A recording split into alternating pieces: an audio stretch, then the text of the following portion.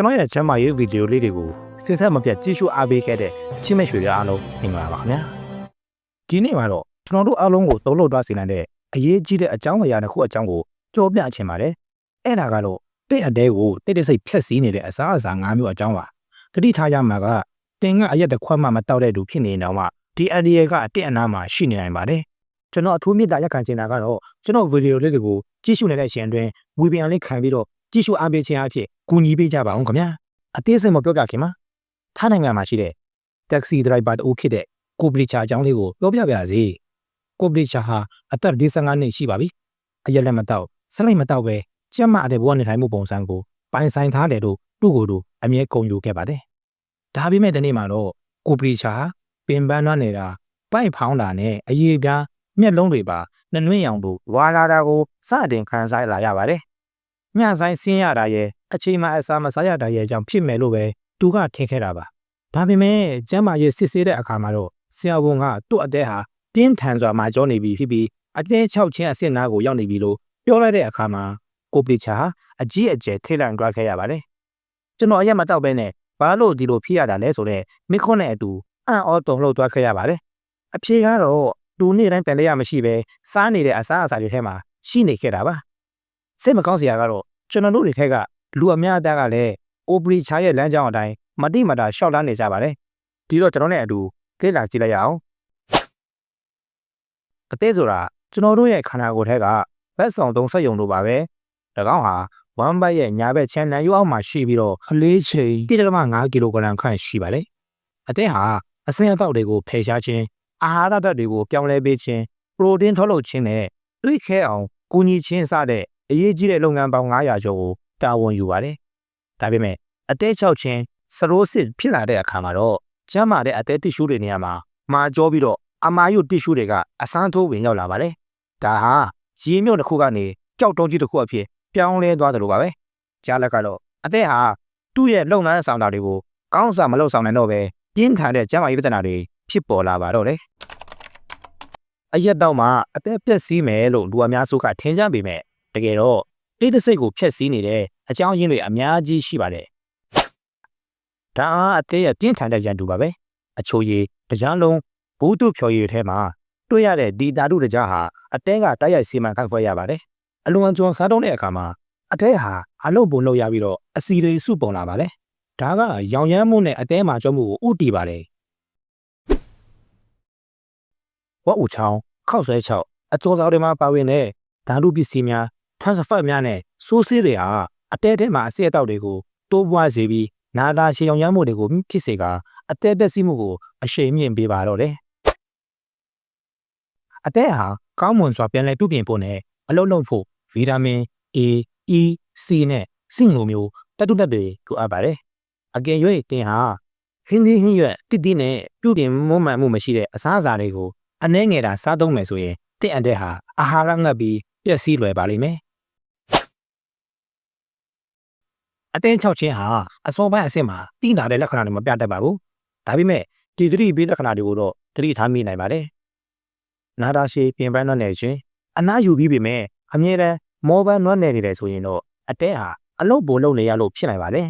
်အရေပြားနဲ့မျက်လုံးဝါခြင်းအတဲကဘီဒီရူပင်ကိုကောင်းစွာမစီမံတော့တဲ့အခါမှာအရေပြားနဲ့မျက်လုံးဟာအဝါရောင်ပြောင်းလဲလာပါတယ်ဝမ်ဘိုက်ဖောင်းပွားခြင်းအတဲကပရိုတင်းအလုံးအလောက်မထုတ်လုပ်နိုင်တဲ့အခါမှာအရေတွေဟာဝမ်ဘိုက်အတင်စုပုံလာပြီးတော့ဘိုက်ကြီးဖောင်းလာပါတော့တယ်အားနည်းနေတဲ့အသေးဟာတွေးခဲစေတဲ့အချက်တွေကိုရှော့ချလိုက်တဲ့အတွက်ထိခိုက်မိတဲ့အခါတွေးထွက်တာဒါမှမဟုတ်အညွန်မဲဆွဲတာတွေပိုကြလာနိုင်ပါတယ်အကောင်းဆုံးစစ်ဆေးနည်းပုံမှန်ကျန်းမာရေးစစ်ဆေးမှုပြုလုပ်ပါတွေ့စီရမှာ SGOT နဲ့ SGBT လို့ခေါ်တဲ့အသေးအင်ဆိုင်မျိုးကိုတိုင်းတာပါတယ်ဒီတန်ဖိုးတွေဟာ40ထက်ကျော်လွန်နေပြည့်တဲ့ဟာရောင်ရမ်းနေပြီးသို့မဟုတ်လက်စီးနေပြီလို့ဆိုလိုပါတယ်100ထက်ကျော်လွန်ရင်တော့ဆရာဝန်နဲ့အမြန်ဆုံးတာပြတာတင်ပါတယ်ရှောင်ကျင်ရမယ့်အန္တရာယ်ရှိတဲ့အစားအစာမျိုး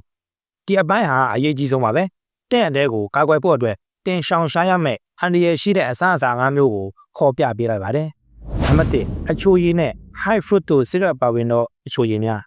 းဒီအချိုရည်တွေမှာပါဝင်တဲ့ high fructose corn syrup ဟာအတင်းကိုတိုက်ရိုက်ဝတ်ထုတ်ဝင်ဖို့ဖြစ်စေပါတယ်အစီစုဆောင်ခြင်းအတင်းရောင်ခြင်းနဲ့ အသေးမှာကြောချင်းကိုအရှင်မြင့်ပေးပါတယ်ဥပမာအဖြစ်အချိုရည်တပူးမှာ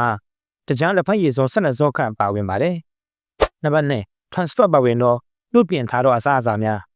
ဝက်အူချောင်းအာလူးကြော်ကုကီစတာတွေမှာပါဝင်တဲ့ transfer တွေဟာမကောင်းတဲ့ cholesterol တွေကိုမြင့်တက်စေပြီးခန္ဓာကိုယ်အတွင်းနာတာရှည်ကြောင်ရမ်းမှုကိုဖြစ်စေပါတယ်အတဲဟာဒီအဆီတွေကိုစီမံခန့်ခွဲရမှာအလုပ်ကိုလုပ်ရပြီးတော့အဆိပ်အတောက်တွေစုပုံလာပါတယ်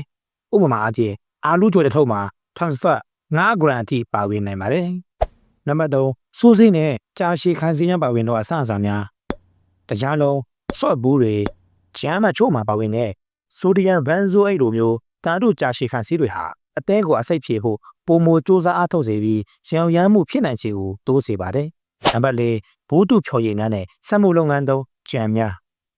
တဘာဝလို့တစိတ်ကတ်ထားပေမဲ့ဒီဖြော်ရည်တွေဟာ food တို့တရားများစွာပါဝင်ပြီးအမြင်သက်နဲ့ပါပါတယ်အမြင်သက်မပါတဲ့အခါတရားဟာအတင်းထဲကိုအလင်းမြန်စွာစီဝင်လာပြီးတော့အသက်အဆီပုံးခြင်းကိုဖြစ်စေပါတယ်ဥပမာအဖြစ်တရားရခိုင်နှုံးလို့ကြော်ညာထားတဲ့လိမ်မော်ရည်တပူးတဲမှာပဲအမြင်သက်မပါတဲ့ food တို့တရားကိုအတဲကများစွာစီမံခန့်ခွဲရပါတယ်နံပါတ်5စားနဲ့ဓာတုအရသာမှုများသောအစားအစာများအစင်သင့်စားနိုင်တဲ့ဒေးစားတွေအမြန်စားအစားအစာတွေမှာစားတတ်တဲ့ဓာတုအရသာမှုတွေအလွန်ကျော်ပါဝင်ပါတယ်စားတတ်များလို့ရင်အတဲနဲ့ကြောက်ကပ်ကိုဖိအားပေးပြီးရေနဲ့ဆုဆောင်းမှုကိုဖြစ်စေပါတယ်ဒါအပြင်အတဲဟာအစင်အတောက်တွေကိုဖယ်ရှားဖို့ခက်ခဲလာပြီးတော့အတဲပက်စီးမှုကိုအရှင်မြင့်ပေးပါတော့လေဥပမာအဖြစ်တရေစားတစ်ထုပ်ထဲမှာပင်တစ်နေ့တာလိုအပ်တဲ့ဆောက်ပါမနာရဲ့3 ပုံကျော်ပါဝင်နိုင်ပါတယ်အတဲကိုခါခွဲပြီးတော့ကြားမာစွာနေထိုင်နည်းကိုဆက်လက်ခေါ်ပြပေးပါမယ်အခုဆိုရင်ရန်သူကိုတိရှိသွားပြီဖြစ်တဲ့အတွက်တဲ့အတဲကိုခိုင်ခန့်ကြားမာအောင်ကာကွယ်ဖို့အတွက်ရိုးရှင်းပြီးအလွန်အစွမ်းထက်တဲ့အဆင့်3ဆင့်ကိုအတူတူလေ့လာကြည့်လိုက်ရအောင်နံပါတ်1တဘာဝအတိုင်းပြုတ်ပြင်းမွမ်းမံမှုနေတော့အစားအစာများကိုစားပါဟင်းနုံတွေပန်ဒီပန်းကော်ဖီစိမ့်နဲ့အဆင့်အဆန်တွေလိုမျိုးတဘာဝအစားအစာတွေကအမြင်သက်ဂရီနာမင်နဲ့တတုဆန့်ကျင်ပစ္စည်းတွေပါဝင်လို့အတဲကိုအစိပ်ဖြေဖို့နဲ့ပြန်လည်ပြုတ်ပြဖို့အတွက်ကူညီပေးပါတယ်အဆင့်နဲ့ရေမများတောက်ပြီးစက်မှုထုတ်အချိုရည်များကိုကန့်သက်ပါရေဟာအတဲအတွက်အကောင်းဆုံးတငယ်ချင်းပါပဲအဆင့်အတောက်တွေကိုကြောက်ကကနေတစ်ဆင့်ဖယ်ရှားဖို့ကူညီပေးပါတယ်တစ်နေ့ကိုအနည်းဆုံးရေ2 လီတာတောက်ပါလက်ဆက်တဲ့တံပရာရေဒါမှမဟုတ်တရားမပါတဲ့နှစ်ဖက်စိမ်းရေကိုလည်းတောက်သုံးနိုင်ပါတယ်အဆင့်3ပုံမှန်ကျန်းမာရေးစစ်ဆေးမှုများပြုလုပ်ပါသွေးစစ်ခြင်းနဲ့ fibroscan လိုမျိုးစစ်ဆေးမှုတွေကအတဲတက်စီမှုကိုစောစီစွာသိရှိဖို့အကောင်းဆုံးနည်းလမ်းတွေဖြစ်ပါတယ်အထူးသဖြင့်ကိုယ်လေးချိန်များသူစီးချိုရှိသူဒါမှမဟုတ်ပြုတ်ပြင်းမှုမှန်ထားတဲ့အစားအစာများများစားသူတွေဟာ6 လလိုက်ချိန်တော့မဟုတ်အနည်းဆုံးတစ်နှစ်တစ်ချိန်စစ်ဆေးတင်ပါတယ်ဟုတ်ကဲ့ပါခင်ဗျာတင်ရတဲ့ကျန်းမာရေးဟာတင်လက်ထက်မှာပဲရှိပါတယ်ဒီနေ့ကစားပြီးအန်ဒီရရှိတဲ့အစားအစာတွေကိုရှော့ချပြီးတော့တဘာဝအစားအစာတွေကိုရွေးချယ်ကပုံမှန်ကျန်းမာရေးစစ်ဆေးမှုတွေပြုလုပ်ခြင်းအပြင်ပြင်ရဲ့အတဲကိုကာကွယ်လိုက်ပါခင်ဗျာဟုတ်ကဲ့ပါခင်ဗျာဗီဒီယိုကတော့ဒီမှာနဲ့ပြီးဆုံးတော့ပါပြီအကယ်၍ဒီဗီဒီယိုဟာတင့်အတွက်ဒါမှမဟုတ်တက်ချစ်တရားလူတွေအတွက်အကျိုးရှိတယ်လို့ခံစားရင်ဒီဗီဒီယိုလေးကို like and share လုပ်ပြီးတော့ကျွန်တော်ရဲ့ channel လေးကိုလည်း subscribe လုပ်ခဲ့ပေးဖို့မမေ့ကြပါနဲ့ခင်ဗျာနားဆင်ပြီးတော့ချစ်မိတ်ဆွေတွေအားလုံးကျမ်းမာပျော်ရွှင်ကြပါစေခင်ဗျာ